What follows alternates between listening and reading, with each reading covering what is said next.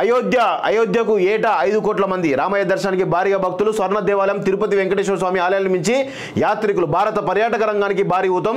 అంతర్జాతీయ బ్రోకరేజ్ సంస్థ జెఫ్రీస్ వెల్లడి అంటూ ఒకటి చూద్దాం చూడండి. అయోధ్యలో రామ మందిర నిర్మాణం భారతీయుల చిరకాల స్వప్నం. అది ఎట్టకేలకు సాకారమైంది. భవ్యమైన రామాలయం నిర్మితమైంది. అందులో బాలరాముడి ప్రాణప్రతిష్ఠ కూడా వైభవపేతంగా జరిగింది. విశిష్టమైన ఈ రామాలయ ఆధ్యాత్మికంగానే కాదు ఆర్థికంగానూ తీవ్ర ప్రభావం చూపించనుంది. అయోధ్య రామాలయం భారత్లో సరికొత్త ఆధ్యాత్మిక పర్యాటక కేంద్రంగా మారనుందని అంతర్జాతీయ బ్రోకరేజ్ సంస్థ జెఫ్రీస్ పేర్కొంది. బాలరాముడిని ప్రత్యక్షంగా వీక్షించేందుకు ప్రపంచవ్యాప్తంగా ఉన్న రామభక్తులు అయోధ్యకు తరలిరాన్నారు.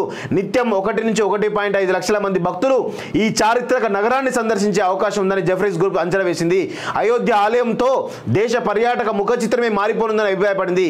ఏటా 5 కోట్ల మంది యాత్రికులు అయోధ్యను సందర్శించే అవకాశం ఉందని జెఫ్రీస్ నివేదిక వేసింది.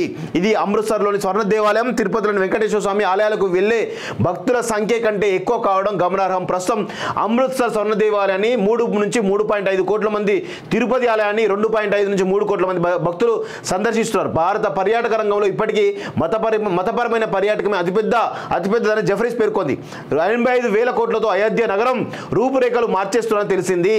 నగరంలో కొత్త ఏర్పాటు, నవీకరించిన రైల్వే స్టేషన్, మెరుగుపరిచిన రోడ్డు రవాణా వ్యవస్థతో పాటు హోటళ్లు, ఇతర ఆర్థిక కార్యకలాపాలు భారీగా పెరగనున్నట్లు తెలిపింది. సో మొత్తానికైతే అయోధ్య నగరం ఈరోజు నిన్నటి ప్రాణ ప్రతిష్ఠ తర్వాత ఇక అదొక చారిత్రక ఆధ్యాత్మిక పర్యాటక రంగంగా ఈరోజు వెలగనుంది అని చెప్పేసి మనకు తెలుస్తూ ఉంది.